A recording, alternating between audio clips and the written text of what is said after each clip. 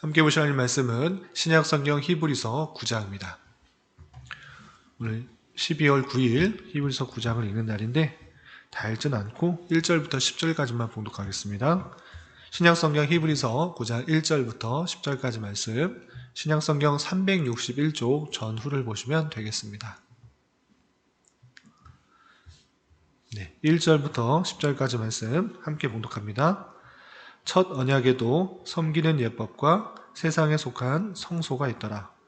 예비한 첫 장막이 있고 그 안에 등잔대와 상과 진설병이 있으니 이는 성소라 일컫고, 또 둘째 휘장 뒤에 있는 장막을 지성소라 일컫나니 금향로와 사면을 금으로 싼 언약궤가 있고 그 안에 만나를 담은 금 항아리와 아론의 쌍난 지팡이와 언약의 돌판들이 있고 그 위에 속죄소를 덮는 영광의 그룹들이 있으니 이것들에 관하여는 이제 낱낱이 말할 수 없노라.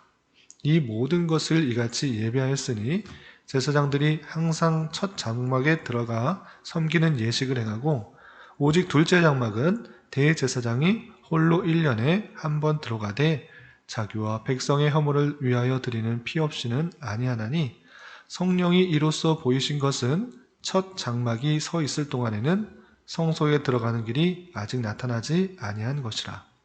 이 장막은 현재까지의 비유니 이에 따라 드리는 예물과 제사는 섬기는 자를 그 양심상 온전히 하게 할 수 없나니, 이런 것은 먹고 마시는 것과 여러 가지 씻는 것과 함께 육체의 예법일 뿐이며 개혁할 때까지 맡겨둔 것이니라. 아멘. 감사합니다. 오늘 말씀 얘기 본문은 히브리서 9장입니다.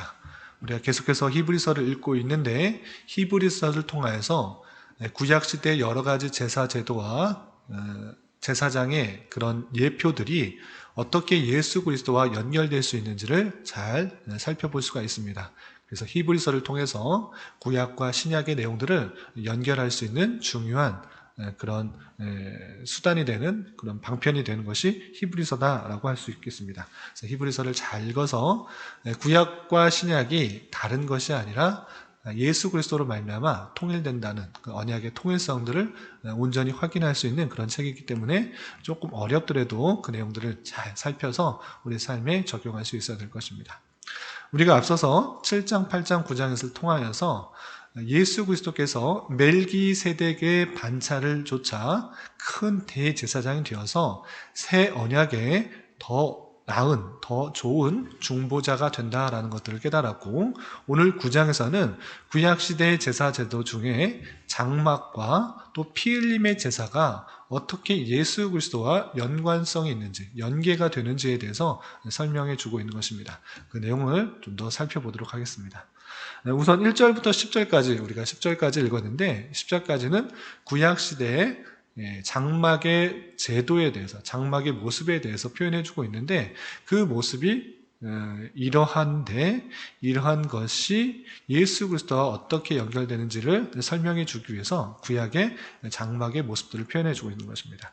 장막의 모습이 어떤가? 1절에서 보면 첫 언약에도 구약에 있는 예수님께서 오시기 전에 그런 약속에도 섬기는 예법과 세상에 속한 성소가 있다라고 표현하면서 그 성소의 제도, 성막의 모습들을 이렇게 설명하고 있습니다.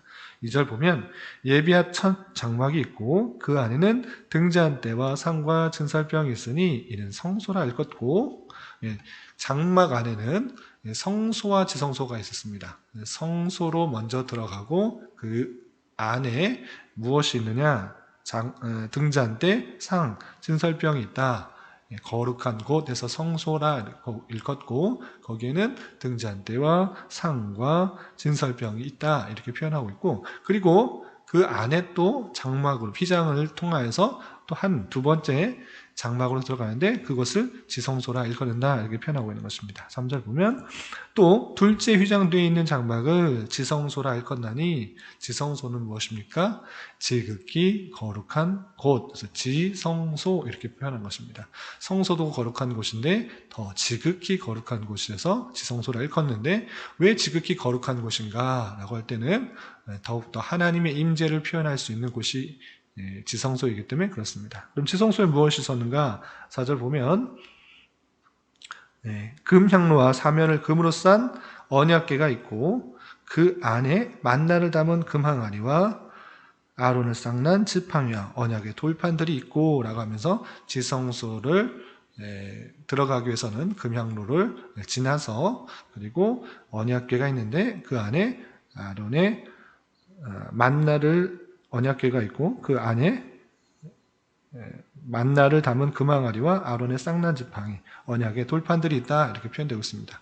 여기서 이제 조금 이해를 좀 해야 될 것은 언약궤 안에 언약판, 언약 그 십계명과 아론의 쌍난 지팡이와 또 만나를 담은 금항아리가 함께 있다라고 해설하는 분도 있고 그것이 아니라 언약궤 안은 두 돌판, 십계명이 있는 것이고 지성소 안에 아론의 쌍난 지팡이와 만나를 담은 금항아리가 있다 이렇게 해석하는 두 불의 신학자들이 있는데 조금 더 그 문맥 그 앞에 구약의 내용들을 잘 살펴보면 언약궤 안에 들어있는 것은 언약의 두 돌판 십계명이라 이해하는 것이 더 좋겠고 그리고 지성소 안에 그리고 언약궤 앞에 아론의 쌍난 지팡이 또 만나를 담은 금항아리가 있다라고 이해하는 것이 좀 바른 이해가 아닐까 이렇게 생각합니다. 어쨌든 지성소는 하나님의 임재와 하나님의 역사를 표현해 주기 위해서 이렇게 이런 것들이 언약궤와 또 아론의 쌍난 지팡이 그리고 만나를 담은 금항아리가 있다라는 것들을 알아두시면 될 것이고 또 5절 보면 그 위에 언약궤 위에 속죄소를 덮는 영광의 그룹들이 있으니 이것들에 관하여는 이제 낱낱이 말할 수 없다라고 말하면서 구약 시대에 있었던 장막 제도를 아주 그냥 자세하게 그냥 설명하기는 제한이 된다 이렇게 말하면서 어쨌든 성소와 지성소와 그 안에 있는 기물들에 대해서 간략적으로 설명하고 있는 것입니다. 그런데 이곳에 들어갈 때 어떻게 제사장들이 행했는가 6절 이하 이렇게 표현하고 있습니다. 6절 보면 이 모든 것을 이같이 예비하였으니 제사장들이 항상 첫 장막에 들어간 섬기는 예식을 행하고 제사장들이 첫 장막에 항상 들어가서 섬기는 예식을 행하고 그리고 중요한 건 7절에 나와 있는데 오직 둘째 장막이 무엇입니까? 첫째 장막은 성소, 둘째 장막은 지성소인데 이 지성소는 언제 들어가는가? 대제사장이 홀로 1년에 한 번 대속죄일 종교력으로 7월 10일 날 한 번 들어가되 자기와 백성의 허물을 위하여 드리는 피 없이는 아니하나니 피를 통하여서 자기 먼저 속죄를 행하고 또 백성들의 죄를 위해서 또 속죄의 피를 흘려서 지성소로 들어간다 이렇게 표현하고 있는 것입니다. 그렇기 때문에 이것이 보이는 것이 무엇이냐라고 했을 때 8절에 성령이 이로써 보이신 것은 첫 장막이 서 있을 동안에는 성소에 들어가는 길이 아직 나타나지 아니한 것이라 9절 이 장막은 현재까지 비우니 이에 따라 드리는 예물과 제사는 섬기는 자를 그 양심상 온전하게 할 수 없나니 라고 했습니다. 대제사장이 아무리 제물을 드리고 이렇게 해도 자기 스스로 그것을 백성들을 깨끗하게 온전하게 할 수 없다 이렇게 표현하고 있는 것입니다. 그러면 무엇이냐 10절 이런 것은 먹고 마시는 것과 여러 가지 씻는 것과 함께 먹고 마시는 것 여러 가지 씻는 것 다 무엇을 말하냐면 구약시대에 있었던 정결례나 또 먹을 때 여러 가지 예법들, 율법들, 그리고 제사제도 이런 통틀어서 말하는 것입니다. 이런 것은 육체의 예법일 뿐이며 개혁할 때까지 맡겨둔 것이니라 라고 표현하고 있습니다. 그러니까 여러 가지 구약의 제도들, 또 성막 안에 있는 성소와 지성소 이런 모든 예법들이 앞으로 개혁할 때까지 그냥 맡겨둔 것이다 라고 표현하고 있는 것입니다. 그것이 완전한 것이 아니고 대제사장이 스스로 어떻게 또 양심상 어떻게 다른 사람들을 정결하게 할 수 없다. 그것은 그냥 개혁할 때까지 잠시 맡겨둔 그런 예표와 같은 그림자와 같은 성격을 갖고 있는 것일 뿐이다 라고 하는 것입니다. 그렇다면 그것이 뜻하는 것이 무엇인가 라고 할 때는 예수 그리스도의 피로 말미암아 지극히 거룩한 성소, 지성소로 가는 것이고 그것을 통해 모든 죄가 사해진다라는 것들을 표현해주고 있는 것이다 라고 설명해주고 있는 것입니다. 그 내용을 11절 이하 이렇게 해석해주고 있습니다. 11절 이하 보면 11절 그리스도께서는 장래 좋은 일에 대제사장으로 오사 손으로 짓지 아니한 것 곧 이 창조에 속하지 아니한 더 크고 온전한 장막으로 말미암아 눈에 보이는 것은 부족하고 또 창조하고 제한적인 것이지만 그것에 극한된 것이 아니다. 그것에 제한된 것이 아니다라고 표현하고 있는 것입니다. 또 12절 보면 염소와 송아지의 피로 하지 아니하고 오직 자기의 피로 영원한 속죄를 이루사 단번에 성소에 들어가셨느니라 라고 했습니다. 그래서 원래 대제사장은 속죄일에 자신의 죄를 먼저 속죄하고 그리고 나서 백성들의 죄를 위하여서 염소와 또 송아지의 피를 가지고 지성소로 들어갔는데 그렇게 한 것이 아니라 예수께서는 오직 자기의 피로 영원한 속죄를 단번에 이루셔서 단번에 성소로 들어갔다 이렇게 표현하고 있습니다. 아무 흠 없으신 분이시기 때문에 이제 단번에 자신의 피로 아무 흠 없는 자신의 피로 그 성소에 들어가셨다라는 것입니다. 그렇기 때문에 구약에 있는 여러 가지 제사 제도의 내용은 앞으로 오실 예수 그리스도께서 행하실 내용들을 보여주고 있는 것입니다.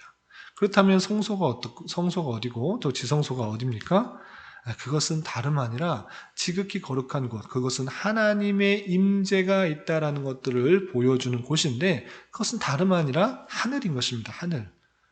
그러니까 하늘로 가는 것이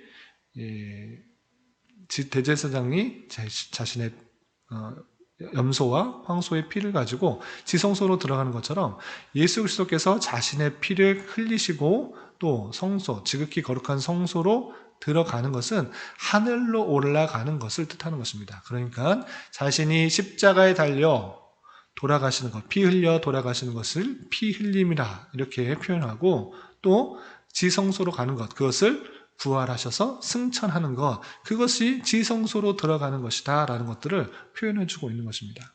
그래서 구약의 여러 가지 제사제도, 특별히 오늘 말씀에 있어서 피 흘림을 통하여서 지성소로 들어가는 그 대제사장의 그 모든 그런 행하는 행동들이 참 예수 그리스도께서 십자가에 달려 돌아가셔서 속죄를 이루시고 또 지극히 거룩한 성소로 들어가서 사람과 하나님과의 관계를 이어주는 그 역할들을 해주는 것을 이렇게 표현해주고 있는 것입니다. 그 내용을 계속적으로 설명해주고 있는 것입니다. 그렇다면 진짜 어떻게 설명하고 있는가? 좀 건너뛰어서 23절을 보겠습니다. 23절. 그러므로 하늘에 있는 것들의 모형은 이런 것들로 정결할 필요가 있었으나 하늘에 있는 그것들은 이런 것들보다 더 좋은 제물로 할지니라. 하늘에 있는 것들의 모형. 그러니까 구약에 있는 제사제도는 실제 하늘에 있는 것, 실제 하나님과 인간 사이에 어떻게 관계가 되어 있는지를 표현해 주기 위한 모형, 그림자, 예표적인 성격이 있는 것인데 그런 것들은 이제 정결할 필요가 있었지만 이제는 실제이기 때문에 더 좋은 제물이기 때문에 그런 것이 없다라고 표현하고 있는 것입니다. 24절 계속해서 보면 그리스도께서는 참 것의 그림자인 손으로 만든 성소에 들어가지 아니하시고 바로 그 하늘에 들어가사 이제 우리를 위하여 하나님 앞에 나타나시고 라고 되어 있습니다. 하늘에 들어가셨다. 그러니까 부활 승천하셔서 하늘로 가신 것. 그것을 지성소에 가는 것으로 이렇게 표현하고 있는 것입니다. 구약의 여러 제도들이 예수 그리스도의 십자가 사건과 또 부활 승천 사건을 예표하는 그런 기능이다라는 것들을 잘 설명해 주고 있는 것입니다. 그래서 25절, 26절 계속해서 보면 대제사장이 해마다 다른 것의 피로써 성소에 들어가는 것 같이 자주 자기를 드리려고 아니하실지니 그리하면 그가 세상을 창조한 때부터 자주 고난을 받아야 할 것이로되 이제 자기를 단번에 제물로 드려 죄를 없이 하시려고 세상 끝에 나타나셨느니라 되어 있습니다. 제사장이 계속 죄를 지으면 1년에 한 번씩 이렇게 계속 지성소에 들어가서 죄를 사해 주려는 그런 일들이 있어야 되는데 이제 그런 일 할 필요가 없다. 왜냐하면 더 좋은 중보자, 더 나은, 더 큰 대제사장인 예수 그리스도께서 십자가에 달려 돌아가심으로 말미암아 자기의 피로, 아무 흠없는 자기의 피로, 자기 희생으로 말미암아 죄를 사해 주셨고, 그리고 대제사장이 지성소에 들어갔던 것처럼 예수 그리스도께서 십자가에서 달려 돌아가신 후 부활 승천하셔서 하늘에 계신 그 보좌 앞에 나아간 그 일들이 있기 때문에 우리는 이제 더 이상 정죄함이 없고 모든 죄가 씻겨졌다는 것입니다. 이제 더 이상 죄를 사해 주기 위해서, 내 죄가 씻어지기 위해서 양을 잡고 소를 잡고 희생제사를 통해서 제사를 드리는 그런 제사 일들은 행하지 않는다, 이렇게 생각할 수 있어야 될 것입니다. 그래서 오늘 읽었던 것처럼 주님께서 단번에 십자가에 달려 돌아가심으로 말미암아 우리의 죄가, 영단번의 그 십자가 보혈의 사건으로 말미암아 이제 모든 죄가 사해졌다라는 그 사실을 이해해야 될 것입니다. 그렇기 때문에 오늘날 더 이상 제사를 드리는 것이 아니라 예배를 드리는 것입니다. 주님께서 십자가에 달려 돌아가신 것에 기뻐하며 감사하며 그 예수 그리스도의 보혈의 공로로 우리가 죄 씻음을 받았다는 것을 감사하며 찬송하며 하나님께 꿇어 경배하는 그런 모습이 예배 가운데 있는 것입니다. 오늘 말씀을 대하는 자로서 주님께서 십자가에 달려 돌아가시고 부활 승천하셔서 모든 구약의 제사 제도를 완성하여 우리의 죄가 온전히 씻겨졌다라는 그 사실들을 기억하며 내가 비록 연약하여져서 또는 부족해져서 시험에 들어서 죄 가운데 빠졌을지라도 주님께서 우리의 모든 죄를 사해 주셨다는 그 사실을 기억하며 주님 앞에 내 죄를 고백하고 또 회개하고 다시 주님 앞에 나아갈 수 있는 그런 자가 되어야 될 것입니다. 이런 사실도 우리의 죄가 씻겨졌다는 그 사실로 더욱더 기뻐하며 감사하며 오늘 하루를 보내시길 바라고 그 십자가의 사건들을 우리 주변 사람들에게도 전할 수 있는 그런 은혜가 있어야 될 것입니다. 이런 은혜가 저와 여러분 우리 모두에게 있기를 진심으로 기원합니다. 기도하겠습니다. 하나님 아버지 감사합니다. 오늘 말씀을 통해서 첫 언약에서 여러 가지 성막 제도가 예수 그리스도를 예표한 것이며 예수 그리스도께서 이 땅에 오셔서 단 한 번에 십자가에 달려 돌아가시고 하늘의 참 성소에 들어가심으로 이제 택한 백성의 모든 죄를 씻어주셨다는 것을 깨달았습니다. 이런 말씀을 깨달은 자로서 예수 그리스도께 더욱더 감사하며 찬송하는 자 되게 하여 주시고 새 언약 안에서 하나님의 백성된 자로서의 삶을 온전히 살아가기에 힘쓰는 자 되게 하여 주시옵소서. 주님, 나라와 민족을 위해 기도합니다. 계속되는 코로나로 인하여 예배와 여러 가지 모임들이 많이 제한되고 있으며 또한 많은 이들이 고통과 어려움 가운데 있습니다. 주님, 불쌍히 여겨주시고 진노 중에라도 자비를 베풀어 주시옵소서. 이 땅의 교회들이 더욱더 겸비하여서 주님의 뜻을 찾고 또한 순종하기에 힘쓰게 하여 주시고 여러 가지 방역 지침도 모범적으로 잘 준수할 수도 인도하여 주시옵소서. 특별히 이 나라의 위정자들을 주님 붙들어 주시사 많은 혼란과 갈등 속에서 바른 정치와 정책들의 결정으로 백성들이 자유와 민주와 평화 속에서 올바른 삶을 살아가는데 부족함이 없도록 인도하여 주시옵소서. 주님, 또한 우리 교회를 주님께서 이곳에 세워주셨사오니 주님께서 예비하신 영혼들을 주님 보내주시고 진리의 말씀, 생명의 말씀으로 힘을 얻고 위로를 얻어 함께 주님의 교회를 온전히 세워나갈 수 있도록 인도하여 주시옵소서. 주님, 교회 내 육체적으로, 경제적으로, 가정적으로 다니는 직장으로 말미암아 여러 가지 아픔과 어려움이 있는 지체들이 있습니다. 그들과 함께하여 주시고 위로하여 주시며 회복시켜 주시사 주님의 선하심과 인자심을 깊이 경험할 수 있는 은혜 있게 하여 주시옵소서. 오늘 저녁에는 성경 공부가 있습니다. 하나님 말씀을 잘 배우고 익혀서 그 말씀대로 순종하기에 힘쓸 수 있는 좋은 기회가 되게 하여 주시옵소서.